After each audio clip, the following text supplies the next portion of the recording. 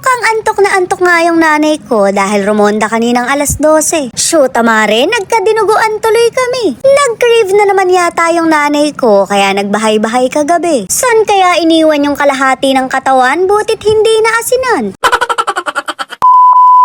Kagigising ko nga lang pero sira na agad yung araw ko. Bakit ba kasi nagtimbang pa ako? Pinasama ko pa yung loob ko. Sisenta na naman kasi yung timbang ko. Wala pang laman yung tiyan ko. Madadagdagan pa yan, mare, dahil nagluto yung nanay ko. Ering at pababa pa lang ako ng hagdan pero nalalanghap ko na agad. Shoot, mare, pamilyar yung amoy sa akin. Mukhang nag-crave nga yung nanay ko sa dinuguan kaya nang biktima na naman.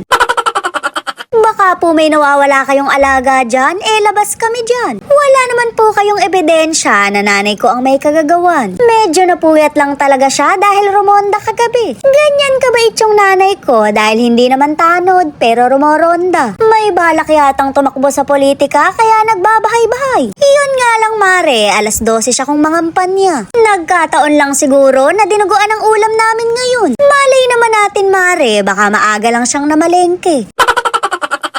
Kain na nga kami habang mainit pa yung ulam. Baka kasi gutom na rin yung nanay ko dahil napagod. Mukhang marami muna siyang pinagdaanan bago makapagdinuguan. Kita mo naman, mare, takam na takam siya. Masayang masaya yung nanay ko dahil craving satisfied na. Siyempre, mare, charot-charot lang yun. Hindi naman nagpapahid ng langis yung nanay ko pagka nagbabahay-bahay. Nagpapahid lang ng langis yan pagka masakit ang katawan. Kahit amuyin mo pa, mare, amoy efficacent oil yan. Ba't nga hindi sasakit ang katawan niya, magdamag lumilipad? Mare, ikaw kaya ang mahati sa gitna.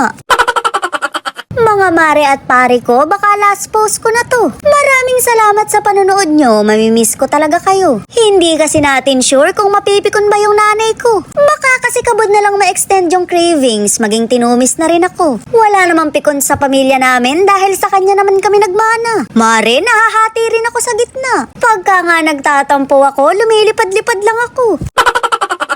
Pagkatapos nga naming kumain, naghugas na agad ako ng plato. Hindi nyo kaya, mare, kabod na lang akong sinipag. Sa akin lang kayo makakakita ng nakangiti na naghuhugas. Hindi ko magawang magdabog at baka kabod na lang akong maging bopis. Very wrong yun, mare, I cannot. Hindi nga napipikon yung nanay ko, kundi tawang-tawa pa. Baka daw magulat na lang siya, hinahanap na siya ng taong bayan. May mga dala-dala daw na sulo, may kasama pang sibat. Shoot, mare, sa palengke talaga to binili. Ang pangit nyo namang kabanding, biru-biruan lang to, huy. Alas 10 ka pa na mauwi.